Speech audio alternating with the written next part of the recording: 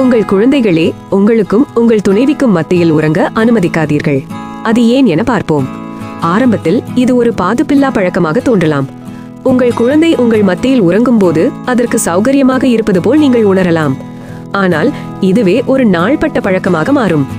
ஒவ்வொரு இரவும் புரிதலின்றி இது தொடர்ந்து கொண்டே இருக்கும். கணவன் மனைவிக்கிடையே இருக்கும் இடைவெளி செழித்து வளர ஆரம்பிக்கும்.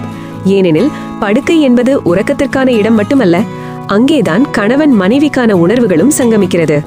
முதலில் இது கணவன் மனைவிக்கிடையே உள்ள உடலுறவை சிதைக்கிறது.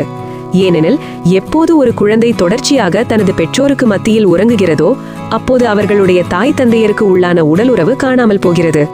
உங்களுடைய உரையாடல் குறைகிறது.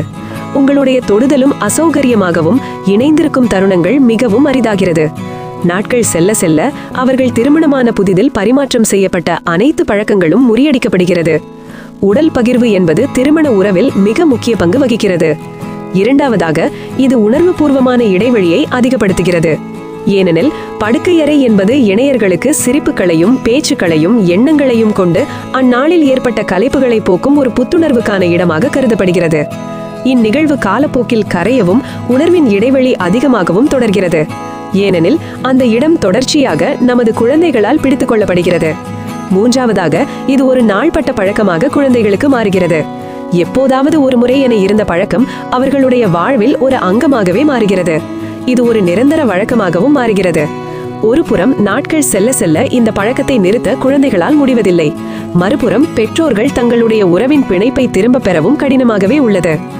நான்காவதாக, உங்கள் இணைவரின் உறவு எப்போதுமே ஒரு அசைக்க முடியாத கட்டமைப்பாக இருக்க வேண்டும். ஏனெனில் ஒரு ஆரோக்கியமான குடும்பமே ஒரு சிறந்த திருமண பந்தத்தில் தான் தொடங்குகிறது. எப்போது உங்கள் இணையரின் உறவு உங்களுடன் அசைக்க முடியாத அளவு உள்ளதோ அப்போது உங்களுடைய மொத்த குடும்பமே இதனால் பலனடைகிறது. ஆனால் உங்களுக்கு இடையேயான உறவு தோய்வடையும் போது இது உங்கள் மொத்த குடும்பத்தின் கட்டமைப்பையுமே பாதிப்புக்குள்ளாகிறது. ஆகையால் உறவுகளை பேணி காத்தல் ஆகச் சிறந்ததாக கருதப்படுகிறது. ஐந்தாவதாக, இணையர்களுக்கு தங்களுக்கான தருணம் தேவை. எல்லா உறவுகளுக்கும் ஒரு வரைவு கோடு உள்ளது. அங்குதான் அந்த உறவு இடையூறின்றி சங்கமிக்கும். இந்நிலையில் குழந்தைகளை இணையர்களுக்கு மத்தியில் உறங்க வைப்பது இணையர்களுக்கு உண்டான பிணைப்புகளையும் உணர்வு தேவைகளை பூர்த்தி செய்யும் முக்கியத்துவத்தையும் சிதைப்பதற்கு காரணமாக அமைகிறது. பெரும்பாலான பெற்றோர்கள் இதை நாட்கள் பல கடந்த பின்னரே உணர்கின்றனர். உங்கள் குழந்தைகளை பேணி காப்பது என்பது உங்களுடைய இல்லற வாழ்க்கையை தியாகப்படுத்த வேண்டும் என்று அர்த்தமல்ல. ஏனெனில் ஒரு தீர்க்கமான திருமண உறவுதான் ஒரு சிறந்த குடும்ப நலனையும் எதிர்கால சிந்தனையையும் குழந்தைகளுக்கு மனதில் பதிய வைக்கிறது. ஏனெனில் இணையர்களுக்கு தனிப்பட்ட தருணங்களை பாதுகாக்கும் பொழுதுதான் உங்களுடைய குடும்பத்தின் பாதுகாப்பும் உறுதி செய்யப்படுகிறது.